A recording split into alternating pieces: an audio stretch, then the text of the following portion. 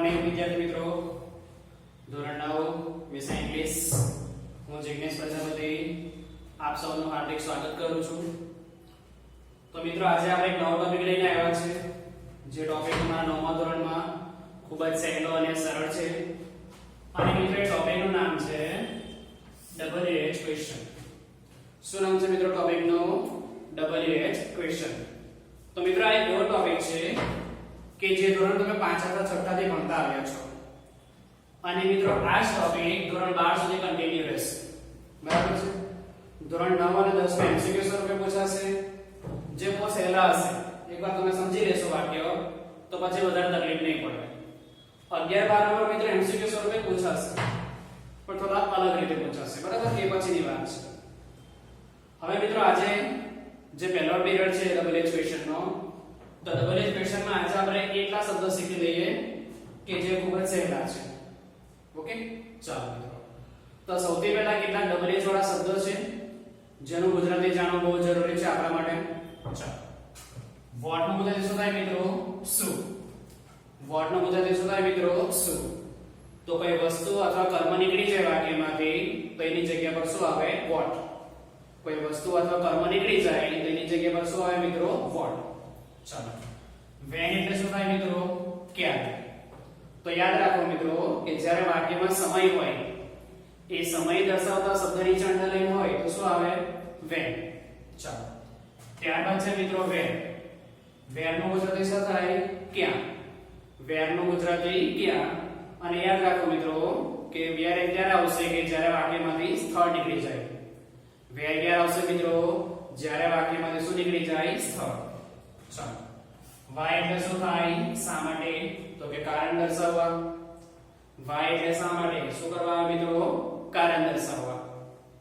ચાલો, ત્યારબાદ છે whom એટલે કોને. whom એટલે શું થાય વિદ્યાર્થી મિત્રો? કોને. ત્યારબાદ આવશે how. તો મિત્રો how નું ગુજરાતી કેવી રીતે.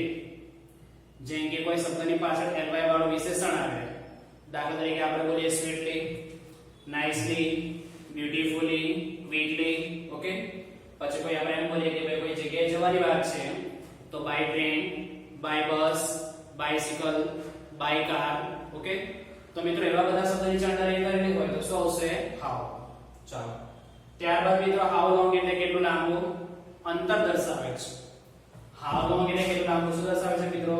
અંતર નહીં, સોરી, સમય. તો કલાક, મિનિટ, સેકન્ડ વગેરે જેવા સમય આવે મિત્રો તો શું આવશે? How long. ત્યારબાદ આવ્યું છે મિત્રો હાઉ ફાર. એ શું દર્શાવે છે? અંતર, કે જેની અંદર કિલોમીટર, મીટર વગેરે જેવા અંતર આવે. ઓકે, અને છેલ્લું છે મિત્રો હાઉ ઓફન એટલે કેટલી વખત. આ વસ્તુ 9મા ધોરણમાં ઓછું પૂછાય છે, પણ ધોરણ 10 11 12 માં વધારે પૂછાય છે. મિત્રો આની સિવાયના બીજા ઘણા બધા WH વાળા શબ્દો છે. એ શબ્દો આપણે આવતા પીરિયડમાં સોલ્વ કરશું, કારણ કે એનું સોલ્યુશન અને અત્યારે જે વાક્ય રેખા છે એનું સોલ્યુશન અલગ છે. હમણાં જે વાક્ય રેખા છે આ શબ્દના આધારે લખ્યા છે. હવે બાકીના જે શબ્દો છે કયા કયા આવે મિત્રો? તો કે how many, how much, whose. બરાબર? એ બધા શબ્દો આપણે પછીના પીરિયડમાં સોલ્વ કરશું. ચાલો, આગળ બીજો વસ્તુ મહત્વનું છે મિત્રો ટુ બી નાનું. આ ટુ બી નાનું તમને આવડવું બહુ જરૂરી છે, કારણ કે સાદા જે વાક્ય પૂછાય છે ટુ બી ના રૂપ વાળા, એ આ બધા ટુ બી ના રૂપના આધારે આવે છે. ક્રિયાપદ વાળા જે વાક્ય પૂછાય છે આપણે પછી સોલ્વ કરશું. ચાલો, કયા કયા ટુ બી રૂપ છે? તો મિત્રો વર્તમાન કાળમાં કયા કયા આવે? am, is, are. વર્તમાન કાળમાં કયા ટુ બી રૂપ આવે મિત્રો? am, is, are. ભૂતકાળમાં was, were. ભૂતકાળમાં was, were. ભવિષ્યકાળમાં મિત્રો shall, will. ભવિષ્યકાળમાં મિત્રો shall, will. ચાલો, પૂર્ણ વર્તમાન કાળમાં have, has, had. પૂર્ણ વર્તમાન કાળમાં have, has, had અને પૂર્ણ ભૂતકાળમાં had. ચાલો, મોડલ ઓક્સિલરીમાં મિત્રો ટુ બી ના રૂપો can, could, may, might, should, would, must. કયા કયા? can, could, may, might, should, would, must. Okay, ચાલો મિત્રો બધા ટુ બી બોલીએ આપણે. am, is, are, was, were, shall, will, have, has, had, can, could, may, might, should, would, must. चलो फरी एक बार बोली जाइए. am, is, are, was, were, shall, will, have, has, had, can, could, may, might, should, would, must. આટલા વાક્ય જે શબ્દ છે એ તમારા ટુ બી રૂપ તરીકે તમારા વાક્યમાં આવશે. ક્રિયાપદવાળા જે વાક્ય છે આપણે પછી સોલ્વ કરશું. ઓકે, હવે મિત્રો કર્તા તરીકે તમારે શું યાદ રાખવાનું છે તો કે જો તમારા વાક્યમાં I અથવા V આવે તો શું કરવાનું? યુ. જો તમારા વાક્યમાં I અથવા V આવે તો શું કરવાનું? યુ. અને જો તમારા વાક્યમાં my અથવા our આવે તો શું કરવાનું? your. જો તમારા વાક્યમાં I અથવા V આવે તો શું કરવાનું? you. જો વાક્યમાં my અથવા our આવે તો શું કરવાનું છે મિત્રો? your. ખ્યાલ આવી ગયો? ફરી પાછું what એટલે શું થાય? શું. when એટલે ક્યારે. where એટલે ક્યાં. ચલો why એટલે શા માટે. whom એટલે કોને. how એટલે કેવી રીતે. how long કેટલું લાંબુ. how far કેટલું દૂર. how often કેટલી વખત. તો બી લોકો તરીકે કઈ કઈ યાદ રાખવાના મિત્રો? am, is, are, was, were, shall, will, have, has, had, can, could, may, might, should, would, must. તમારા વાક્યમાં કર્તા તરીકે I અથવા V આવે તો શું કરવાનું? you. my અથવા our આવે તો શું કરવાનું? your.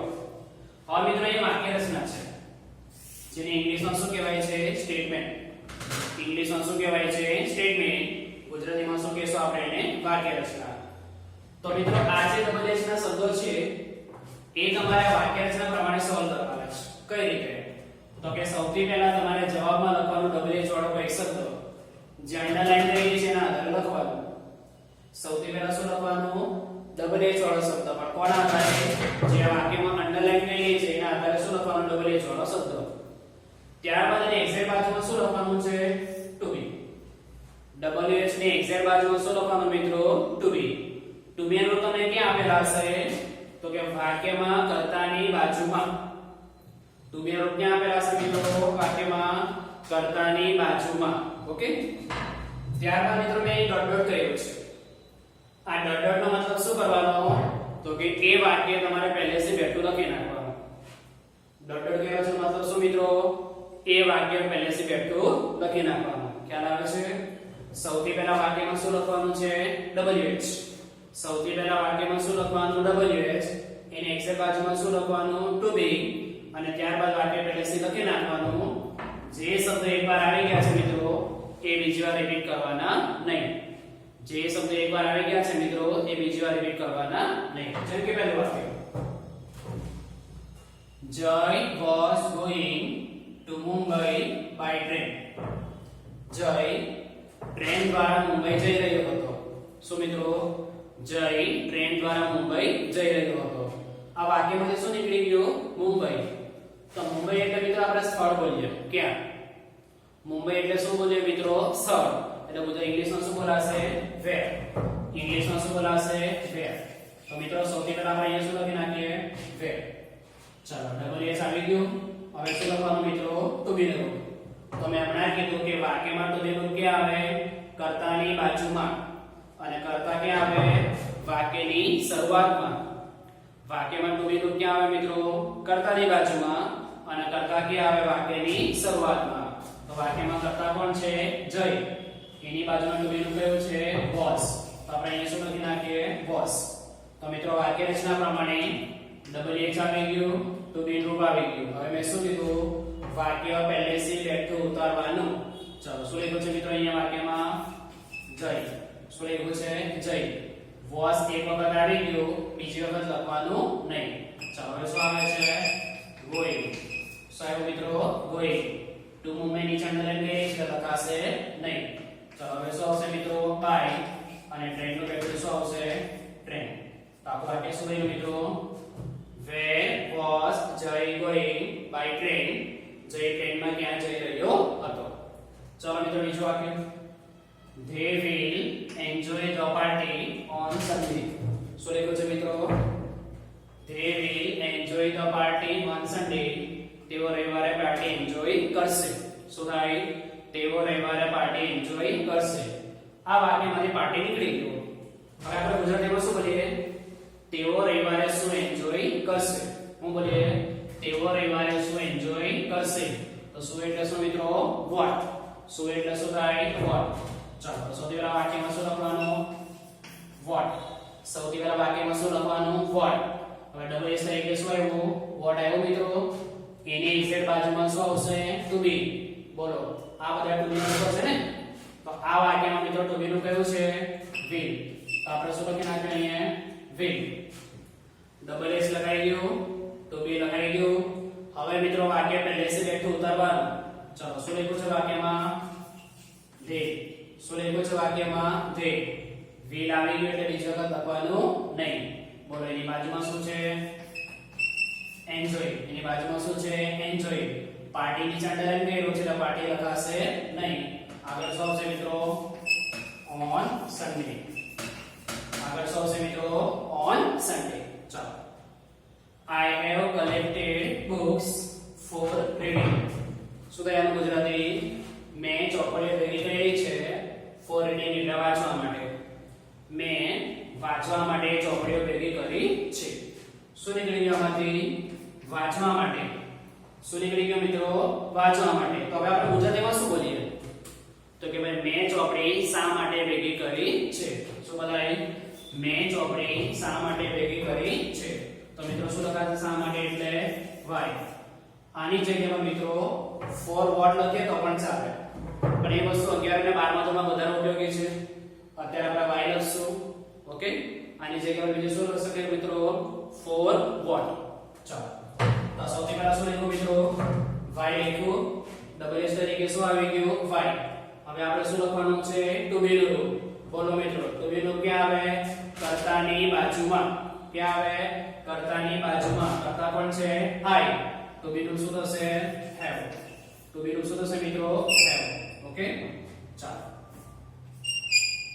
તો મિત્રો તમારા વાક્યમાં ડબલ એચ આવી ગયું ટુ બી નું આવી ગયું હવે શું કરવાનું વાક્ય પહેલેથી ઉતારવાનું પણ મેં યાદ રાખવાનું કીધું છે શું કે વાક્યમાં કર્તા તરીકે I અથવા we આવે તો શું કરવાનું you વાક્યમાં કર્તા તરીકે I અથવા we આવે તો શું કરવાનું you જો મિત્રો તમારા વાક્યમાં કર્તા પણ છે I તો બોલો એટલે શું થઈ જશે you કર્તા તરીકે I છે શું થઈ ગયું you have આવી ગયું ચલો હવે શું આવશે મિત્રો collected શું આવશે હવે collected બોલો બાજુમાં શું આવશે મિત્રો book બાજુમાં શું આવ્યું book અને છેલ્લે શું આવશે પ્રસ્તાર ચિહ્ન છેલ્લે શું આવશે મિત્રો પ્રસ્તાર ચિહ્ન ચલો છેલ્લું વાક્ય મિત્રો Hetal can go to Surat by bus શું લખ્યું છે મિત્રો Hetal can go to Surat by bus Hetal Surat બસમાં જઈ શકે છે શું હેતલ સુરત બસ દ્વારા અથવા બસમાં જઈ શકે છે તો બસ દ્વારા અથવા બસમાં નીકળી ગયું મિત્રો હવે આપણે ગુજરાતીમાં શું બોલીએ હેતલ કેવી રીતે સુરત જઈ શકે છે શું બોલાય મિત્રો હેતલ કેવી રીતે સુરત જઈ શકે છે ચાલો મિત્રો કેવી રીતે ઇંગ્લિશમાં શું આવશે હાઉ કેવી રીતે ઇંગ્લિશમાં શું આવે મિત્રો હાઉ તો ડબલ એસ માંથી શું આવ્યું હાઉ આવ્યું બોલો હવે શું લખવાનું ટુ બી નું ક્યાં આવે મિત્રો કર્તાની બાજુમાં વાક્યમાં કર્તા કોણ છે હેતલ એની બાજુ ટુ બી નું કયું છે કેન એની બાજુ ટુ બી નું કયું છે મિત્રો કેન તો હાઉ કેન હવે શું કરવાનું વાક્ય પહેલેથી બેઠું લખવાનું ચલો શું લખ્યું છે વાક્યમાં હેતલ પછી શું આવશે મિત્રો ગો કારણ કે કેન આવી ગયો હવે શું આવશે ગો ચલો ત્યારબાદ શું લખવાનું મિત્રો ટુ સુરત ઓકે તો શું લખ્યું વાક્ય મિત્રો how can Hetal go to Surat તો વિદ્યાર્થી મિત્રો